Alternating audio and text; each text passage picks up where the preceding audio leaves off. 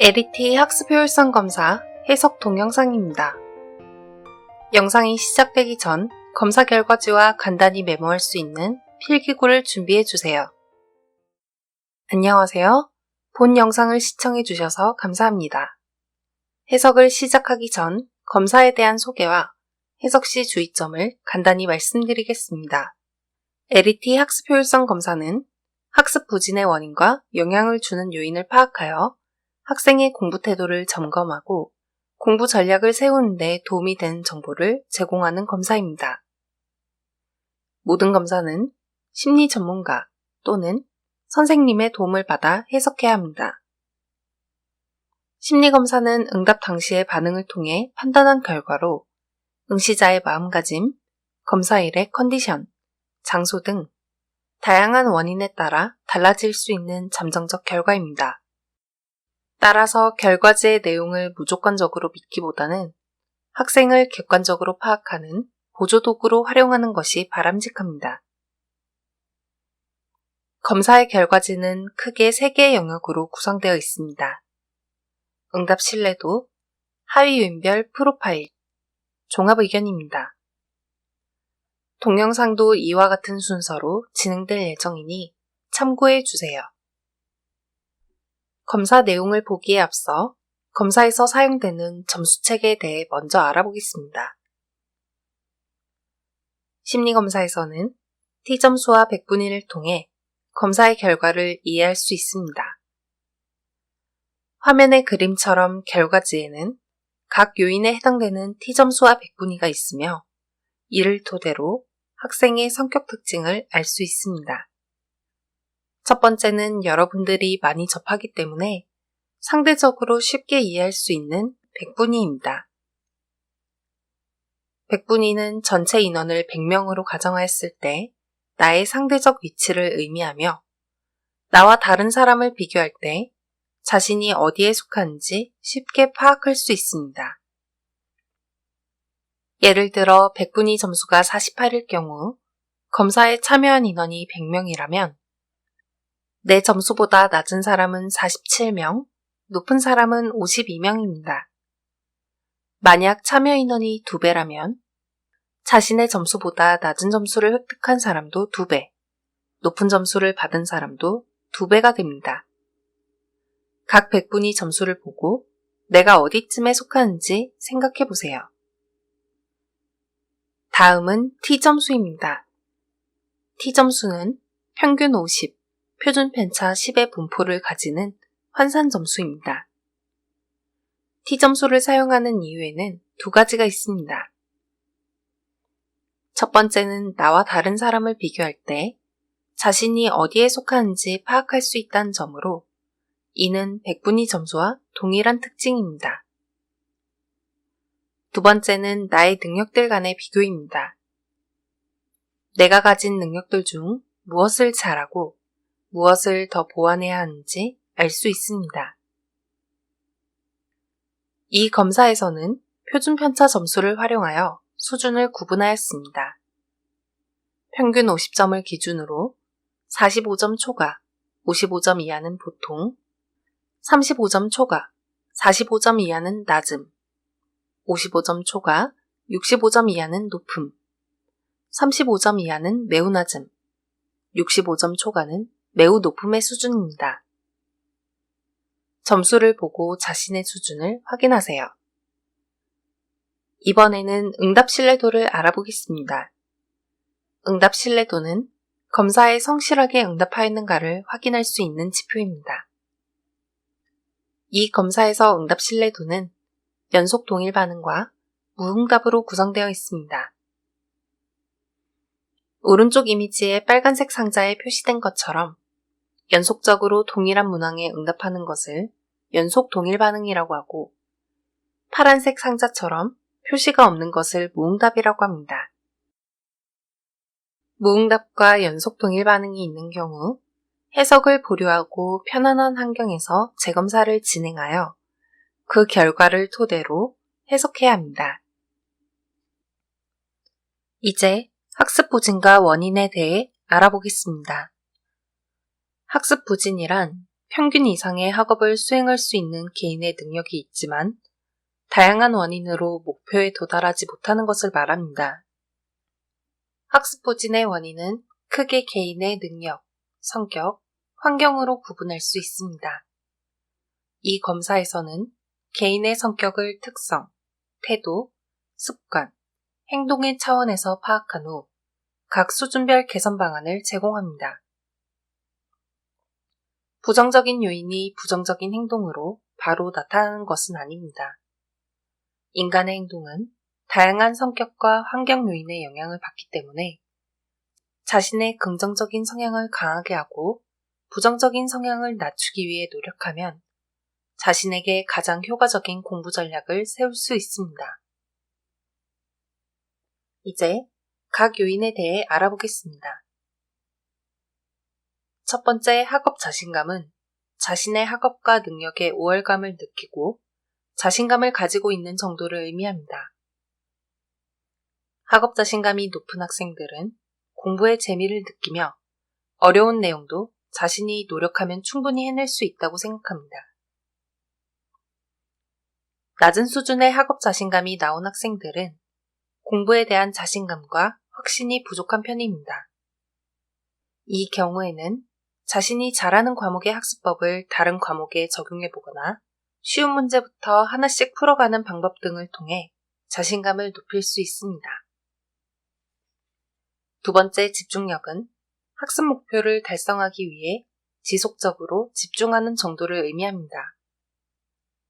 집중력이 높은 학생들은 동일한 분량이라도 비교적 빠르게 학습할 수 있습니다. 낮은 수준의 집중력 수준이 나온 학생들은 산만함 등의 특징으로 지속적으로 집중하는 것에 어려움을 느낄 수 있습니다. 이런 어려움을 해결하기 위해서는 1일 목표 설정하고 달성하기, 지속적으로 점검하기 등을 사용해서 집중력을 높여갈 수 있습니다. 성실성은 사회적 규칙, 규범, 원칙을 잘 준수하고 책임을 다하려는 정도를 의미합니다. 성실성의 수준이 높을수록 학습이 효율적입니다. 이 검사에서는 하위 요인으로 인내력, 성취욕, 규범 준수, 정돈성을 사용하여 성실성 요인을 확인하였습니다. 인내력은 주변의 유혹을 참고 자제하려는 정도를 의미합니다. 인내력이 높은 학생들은 자제력, 유혹을 뿌리침 등의 특징이 있으며 계획을 달성하는 정도가 높다고 볼 수 있습니다. 낮은 수준의 인내력이 나온 학생들은 충동적, 경솔함, 예측하기 힘듦 등의 특징이 있어 목표를 달성하는 데 어려움을 느낄 수 있습니다. 이 경우에는 주변 환경을 정리하여 유혹 요소를 줄이기, 달성하기 쉬운 목표부터 목표의 난이도를 올리기 등의 방법을 통해 인내력을 키울 수 있습니다. 성취욕은 목표를 달성하기 위해 노력하는 정도를 의미합니다. 성취욕이 높은 학생들은 목표를 달성하기 위해 끈질기게 노력하고 실천하려고 지속적으로 노력한다고 볼 수 있습니다. 낮은 수준의 성취욕이 나온 학생들은 어려운 문제에 부딪혔을 때 쉽게 포기하는 경향이 있습니다. 이 경우에는 자신이 공부해야 하는 이유를 생각해보고 이를 달성하기 위해 필요한 방법을 생각해 보시기 바랍니다. 규범 준수는 원칙과 규범을 지키려는 태도를 의미합니다. 규범 준수의 수준이 높은 학생들은 원리 원칙을 잘 지킴, 약속을 지키려고 노력함 등의 특징이 있습니다. 낮은 수준의 규범 준수가 나온 학생들은 낮은 의무감, 권위에 대한 반발 등의 특징이 있습니다. 이 경우에는 학교나 사회생활에서 적용되는 규칙을 정리해보고 정리한 내용을 지킬 수 있도록 노력하시기 바랍니다. 정돈성은 일 처리가 깔끔하고 체계적인 정도를 의미합니다.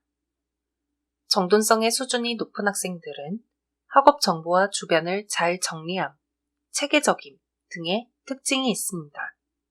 낮은 수준의 정돈성이 나온 학생들은 정리를 잘 하지 못하고 완결성이 부족하다는 특징이 있습니다.